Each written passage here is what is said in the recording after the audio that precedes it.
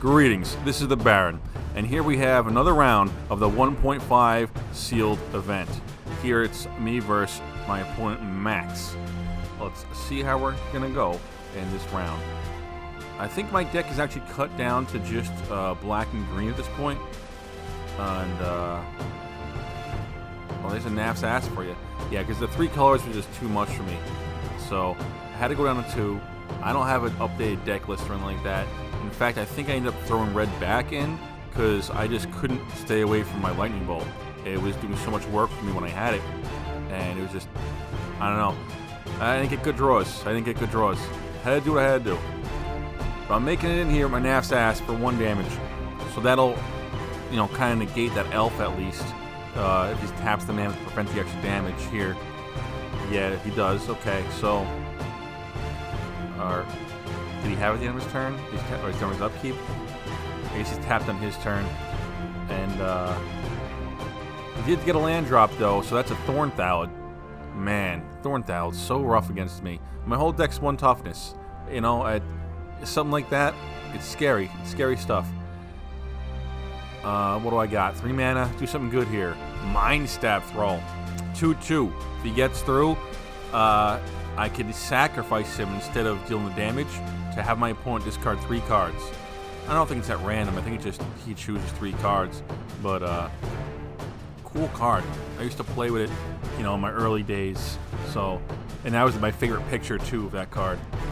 So seeing that just brought back some memories, you know. And that's what this is all about. This whole format. It's just the rush of playing like we used to. Look at this, a Jotun Soldier, 1/4, Vigilance. Now, some people actually play this card. Sometimes you'll see him in like an ATOG build, or I don't know, some other wackiness. But, ooh, a Hymn to Torok. Alright, 2 cards at random for my opponent. Man, hymns were MVPs in this tournament. People that got them. And I hit 2 swamps. Is that good, is it bad? I don't know. Depends what his deck's looking for. Here's a Fungal Bloom. I only have the 2 Thalids in here, the 2 fungus that I could use that with. Which is, I think I got a Devourer and a Thornthallid. So, hopefully we see him and we can make some use of this card here. He's got that Thornthallid at 2 counters already, 2 little peanuts on him. And by next turn, he could ping away my Naf's ass. Order of the Ebon Hand here for my opponent Max. Strong card in this format again. Because everything's so weak. That first strike is just brutal. It's hard to get around, you know? And he's got the buff ability too. You could jack him up if you need to. Wow. And he's already got a wall I can't get through. I got a 2/2 and a 1/1. He's got a Jotun Soldier. I can't do nothing against this. He's got a 2/1 maybe first strike.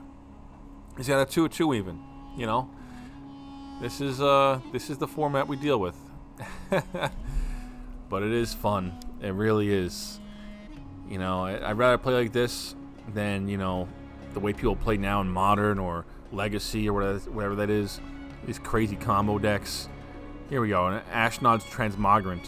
This is the card I want to see played. I want to see you do the best you can with it.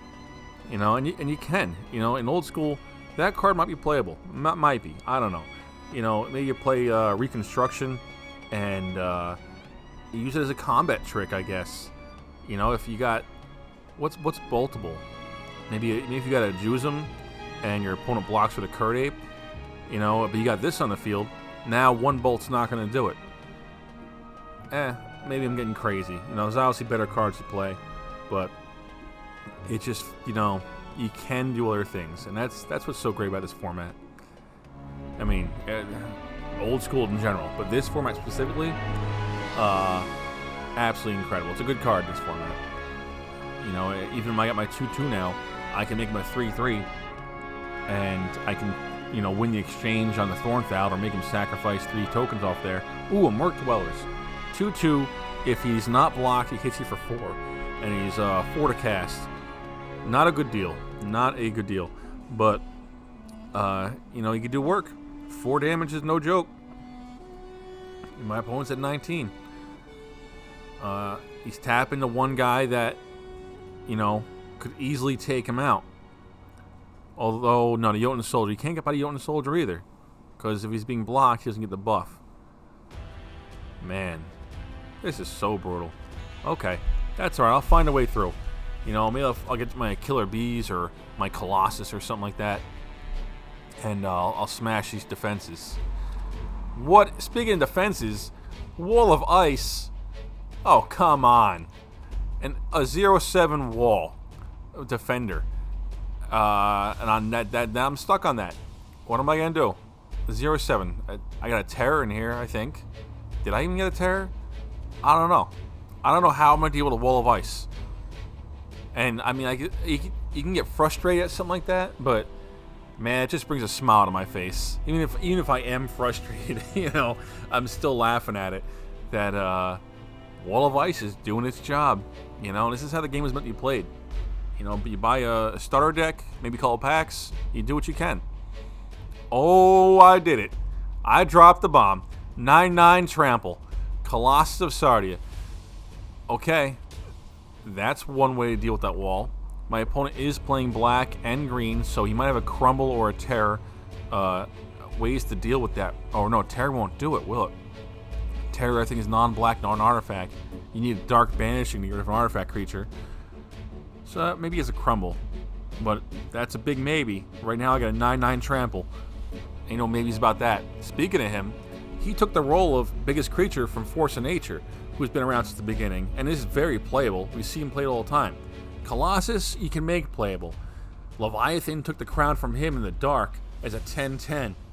And after that, I think it was Polar Kraken at 11/11, who, in my play group, we tried doing it because, come on, you're not going to try playing an 11/11 trample? Leviathan, too. I've seen him attempt to be played. Dreadnought was completely unplayable when he came out, but he did take the crown from the Polar Kraken, his biggest creature. And nowadays, he's absolutely incredible. I don't know what that costs anymore. Croson Cloud Scraper, even, for the morph cost of 7/8/9 for a 13/13, was unbelievable in his day also. You know, for his OPs, that would be an old school. In his day, it was still strong. It was very playable. Man, a nice little quick run through the biggest creature award right there. And I did it because I guess that's what we were talking about ourselves. We were discussing, you know, who came first. Was it Leviathan? Was it him? I didn't do any research. I just think that that's the order it was in. Alright. But I did hit him for 9 on my turn, so he's down to 10. So this game might be over quick. Although that stupid freaking Thord Thallid has got me worried. One more turn. No, he's got it already. He's got six little peanuts on him. So that's 2 extra damage he could do. So that's 4, 5, 6, 7, 8, 9. He has 9 damage on the field. 10 if you count that sword of his, that weaponry. So, I mean, I guess I'm in trouble. But, oh, and a giant spider, an extra 2. 4 reach here. And I love this card. I love the art on it, but it's got the Spider-Man problem, where it's just webs going up to the sky, and it's obviously not connected to anything. You know? You ever watch Spider-Man, he shoots into the sky. He's like in a park or something, or even an open field on top of a roof, shoots up and swings somewhere. And I get it's supposed to be, well, he's in New York, he's just hitting another building, but come on. That excuse does not always fly. Anyway, Giant Spider has the same Spider-Man issue, where the webs just go up into nothing. You know, don't tell me there's giant trees above that freaking town that web is in, or whatever is going on there. It's just nonsense. Don't try defending it. But I'm not saying I don't like it. I absolutely love that art. I love Spidey too. So I make my big swing here. I'm not afraid that he has the damage on the field to take my Colossus out, because it's going to wipe his board basically. And for me, I guess the most important thing to deal with is that Thorn Thallid. But I also want to clear out the spider and the Ebon Hand. I mean, the wall too, right? I mean, as long as the Colossus survives, I don't mind the wall. But if I'm going to lose my Colossus, that wall has got to go. And so I think this is how I declare it. Is this where we're at? Am I attacking enemies, calling as defenders? Yeah. Okay, so that was an easy round for me. I still got my Colossus. Not bad. He's at 8. So the pressure is on. And he's still got a fine board. I'm at 12, though. If I had less health, I'd be a little worried. But I'm pretty good here. I'm pretty confident in what's going to happen. You know, what kind of damage we're looking at now? How much swamp, how many black mana can he produce? 2? So let's say he pumps up in power. That's 3, 4, 5, 6, 7, 8, 9 without even taking the counters off the Thallid. 10 if you count the sword. He came in there with the soldier for 1, drops him to 11. And again, I'm fine clearing his board and losing my Colossus for it. So, well, I mean, I think he'll keep something. I think he'll keep the soldier in the end of this. And so in reverse order, kind of here is how his blocks are going to go here with this swing. I think, unless we're trying to figure that out now. I think I'm trying to declare my block, or he's declaring his blockers, and then I'm going to declare the order which I'm hitting them. And he's tapping the mana here. He's equipping the sword to the soldier. Okay, just extra damage. So 1, 2, 3, 4, 5, 6, 7, 8, 9 currently without having to buff the initiates. Not the initiates, the order. And on defense, it's 1, 2, 3, 4, 5, 6, 7, 8, 9, 10, 11, I think, or 12. So I'll clear out everything but that soldier. And this is how I want to hit them. I want to hit that spider first, then the order, then the Thallid, then the elf, then the soldier. That's my order of how I'm dealing my damage to them. And I don't know why I prioritize that spider. Maybe I do have like a killer bees in my hand, and I just need the reach gone. He's taking off counters. He pinged me down to 10, and he's got plans, I guess, because he's thinking about something. I just want to see him scoop those cards off the board. You know, the fact that they're not in the graveyard already has got me worried. Tapping the green. It's a giant growth. Oh, and it's going on a Thorn Thallid. 4, 5, 6, 7, 8, 9, 10. It's going to stop on the Thallid. He's going to survive at 1. Oh, man. That's not okay. I needed the Thorn Thallid gone. I really did. Especially if the Killer Bees was part of my plan. You know, he's an 0-1. Oh, I probably should have let the... he's raised getting his giant spider. Oh, I should have put the Thorn Thallid second. I should have put the Order of the Ebon Hand where the Thorn Thallid was in the blocks. Oh well. It's okay. Coming in, drops him down to 6 between the soldier and the Thorn Thallid. Drops that giant spider that he raised from the dead. And onto me. Doesn't look like I have a lot of cards in hand. Grizzly Bears. That's my follow-up. Oh, this does not look good for our hero. That's okay, though. He's at 8. He's at 8. I can close this. I can close this. Oh, I'm at 6, though. Grizzly Bears alone probably can do the job. Oh, I'm at 2 now after that swing. Because I couldn't win any of these exchanges. And there's an Elvish Hunter. 1-1 tap down. Come on, I need something now. Emerald Dragonfly. I appreciate the effort, but sorry, buddy. You're not going to save this game for me. So that's game 1. Goes to my opponent, Max. Not bad. Pretty exciting game. Very exciting to, you know, drop a Colossus and be able to swing with it. How often do you get to do that? You know, although I did make a Tron deck for Old School, and that was my whole plan. I didn't own any Trikes at the time. I actually picked up a couple from like Card Kingdom or something recently. But I'm like, I want to get out Colossus. I want to swing with it. Maybe I'll paralyze him to untap for 4 mana. But that deck came apart real fast. It wasn't working out. Anyway, I got a nice fast start here. Refocusing my camera here. But I got my Gosbon Ogres.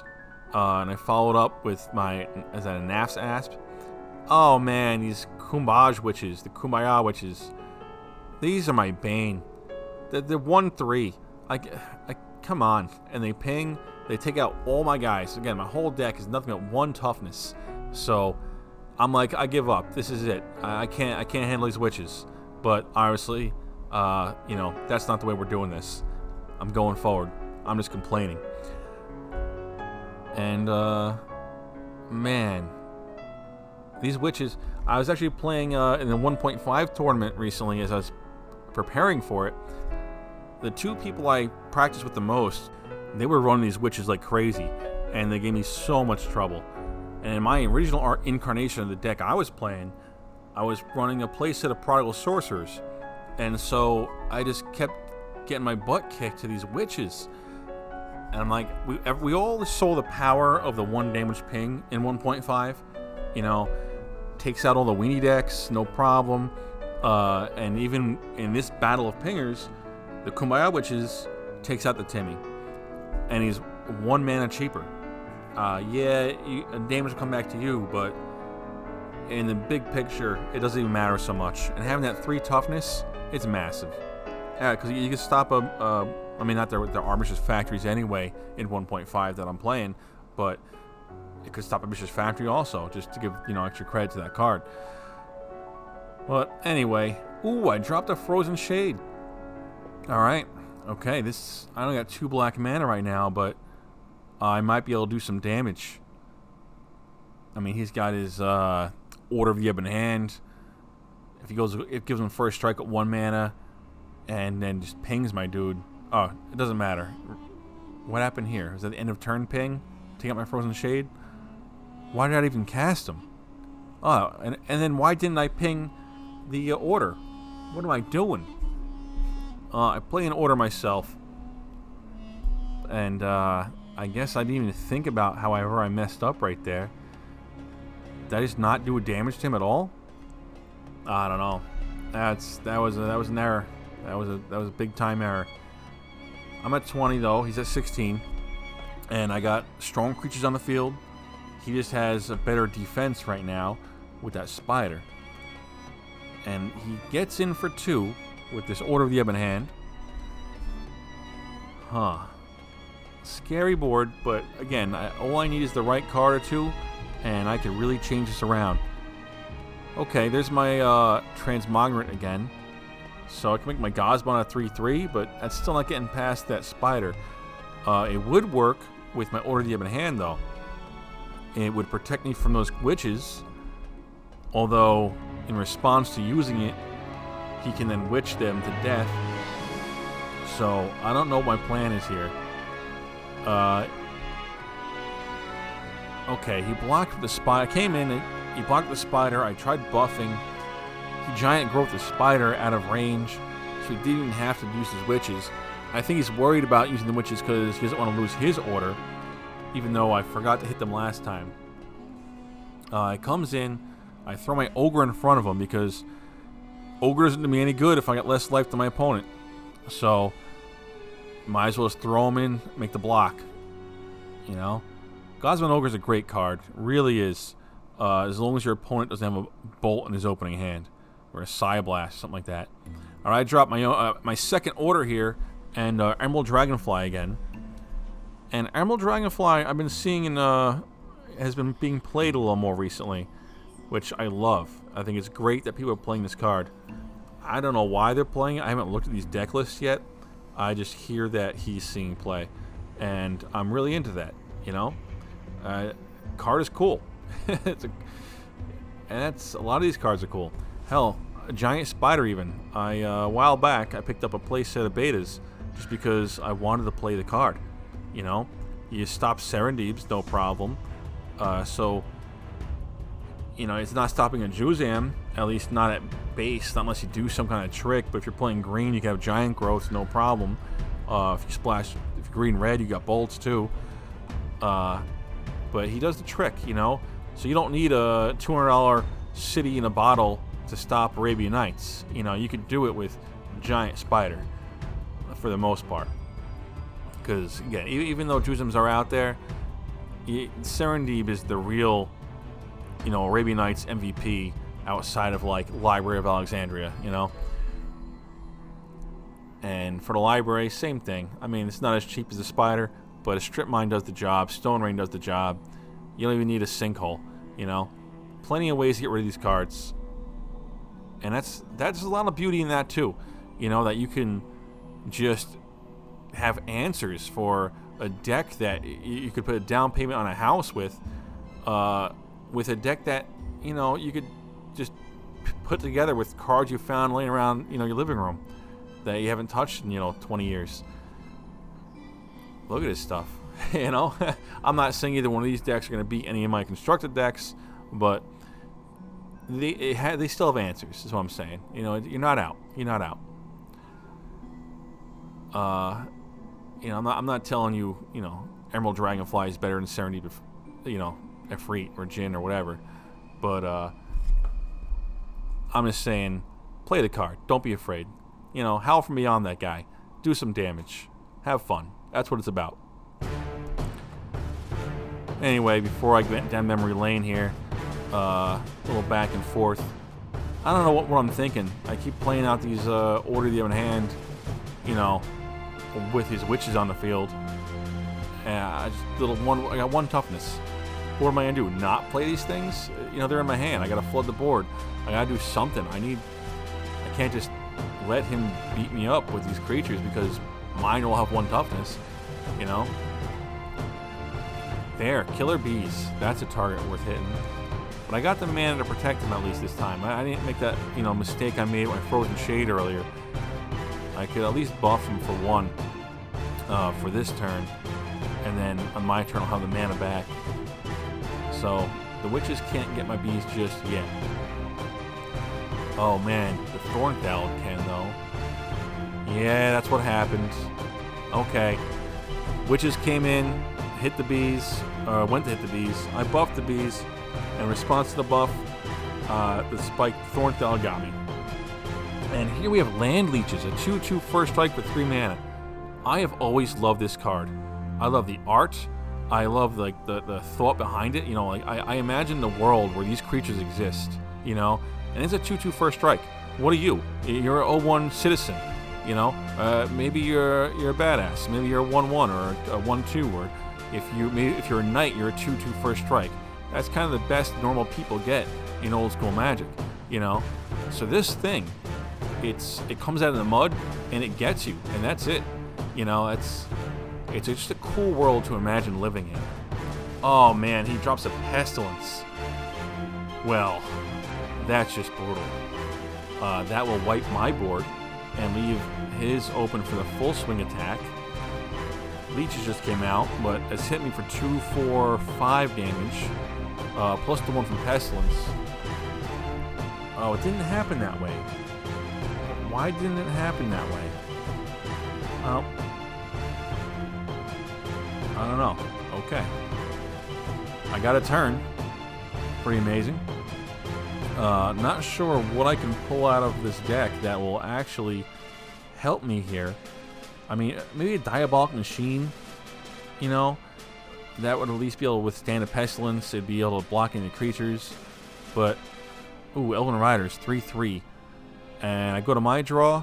I'm like, nah, bro. You got this one. Wow. Well, congratulations, Max. Great game. Again, I love seeing these cards. I hope you do too. To the viewers, thank you for watching very much. Please remember to like and subscribe. And if you really dig me, check me out on my Patreon, Baron Nick. This is the Baron, and I'm done here.